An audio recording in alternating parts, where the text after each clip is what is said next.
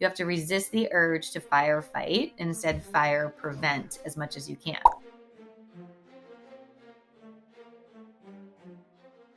Hey everybody, it's Kelly Donahue-Pero again, here all about how commercial insurance producers can best manage their time. Now, I know for many producers, they always feel like managing their time might feel like a prison. It's much better to just fly by the seat of our pants and figure out what the week brings and bump into new opportunity. But the reality is million-dollar producers plan their weeks. For many producers, they don't actually hit their full potential because they're not maximizing their time. And this is one of the areas that we go up with our new Apex commercial sales course. So we have it both in our online school. You can purchase it right now or subscribe, and we're doing a big special until the end of July, so you want to check that out. You can get it live or virtual, where we do it all via Zoom live or in person with your team. Either way, really awesome opportunity if your commercial producers need a little help and guidance. But today we're talking about that idea, planning your week. 30 minutes spent planning your week on Friday allows you to see clearly what you have in front of you, what appointments you have to prepare for, what leads you need to follow up on, what's coming up that could be sticky, what's in your personal life, so you know how to manage, hey, I've got my kid's soccer game at 3 o'clock on Thursday. I'm going to have to burn the midnight oil a bit on Wednesday. All of life is a balancing act, right? Having your producers, or yourself if you are a producer, sit down and plan your week is critical. Now, in the blog that we are referencing here, there's actually some steps we have, and in our Apex commercial sales training course,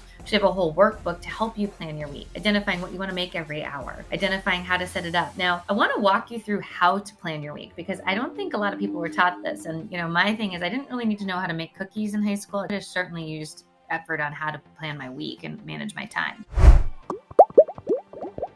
So you want to start with a grid of your whole week and identifying what is the major objectives you have. So put those big rocks in, whether it's a client renewal, whether it's networking meeting, whether it's something in your personal life. You want to put those in so that you know about them and you can plan around them. Without putting them in first, you're going to find you're jamming things in. What's always going to be the first thing to give is prospecting, and that's what we're trying to avoid. So you can see in the blog that we have here that the whole schedule operates around different time blocks. Now we actually put in catch up on things I didn't do, plan for emergencies, so that way hey, something comes up, you have 2 o'clock in the afternoon to deal with it. You don't have to do it right now. You have to resist the urge to fire fight, instead fire prevent as much as you can. Very few things that we do in insurance are emergencies. Nobody's losing, no one's dying out there. A lot of them can be handled a bit later on in the day, or you need to swap your time blocks and move some things around. But I think what's great about planning your week in addition to that is, what are the potential obstacles I'm going to have this week? If an underwriter doesn't get back to me, I'm really in trouble. If I don't hit my sales goal, I'm kind of in the hot seat again. That's not cool. Or maybe it's a personal matter. You want to know your obstacles up front. And then you also want to sit down and say, what are your goals? So if you break down your sales goals and you say, hey, this is where I am, this is where I need to be, writing that down each week is really powerful. So if you have to write down your sales goal and present it, and you're either on track or off track, amazing what can happen. And it's pretty impressive. I really encourage everybody to think about that. Then there's also the idea of reflection. So a lot of times we don't like to do time management or plan your week because you feel like you're going to fail. Here's the absolute reality on it. You're not going to hit the right goals every single week. It's just not going to happen. But you can reflect why.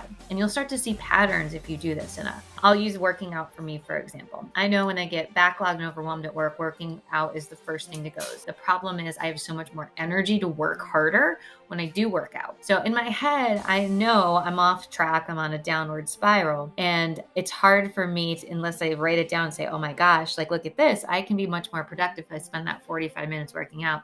My energy is better. My well-being is better, and I can work longer to get caught up. By doing enough of this, and it doesn't happen overnight, you have to do it routinely and consistently, which is another key.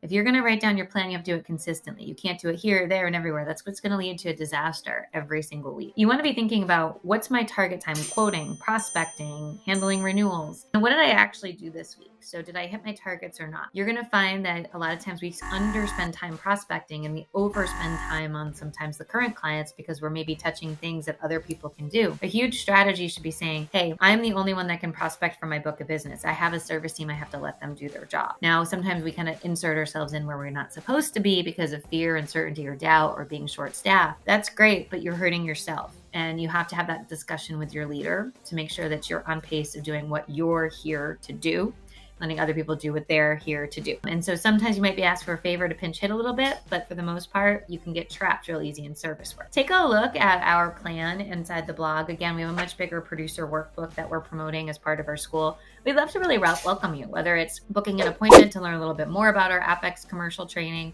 or just subscribing and saying, let me just check it out. It's month by month, $245 a month. It gets you all of our trainings as well, including, how to run reports to run your agency, or cross-selling for your service team. There's so much in there that I think it's really worth checking out. But in the meantime, go check out our blog and get the producer time management template so that you can get going. We look forward to seeing you soon.